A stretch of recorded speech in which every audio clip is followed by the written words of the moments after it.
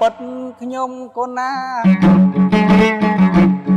វាចាំងសិក្ខានេះសង្សារវត្តអេ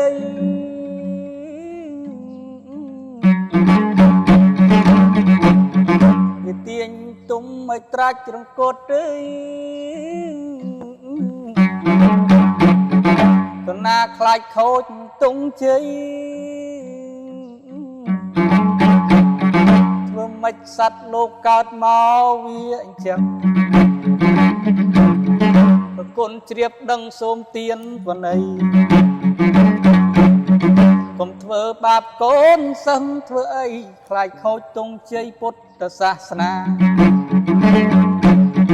ប្រលឹងនាងទាវចូលមកឆ្វាក់តាក់ទាញអារម្មណ៍សេចក្តីចំណងវាបង្ខិតបង្ខំមកទីរូបសំលេងសាមផោះល្អអស្ចារ្យ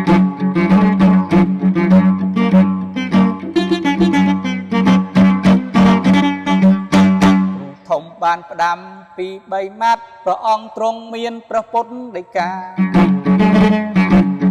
អោទុំឲ្យទុំឲ្យចាំអេយ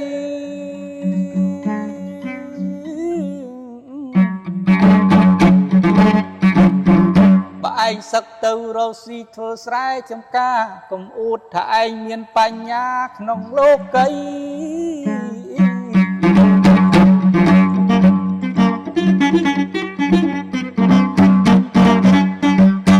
ហើយកុំឲ្យប្រព្រឹត្តទោះខុសក្នុងច្បាប់រាជអាណាចក្រ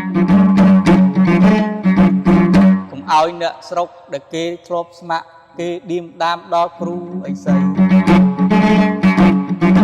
ហើយនាំមកបួសឥឡូវបង្វក់បែមានស្រី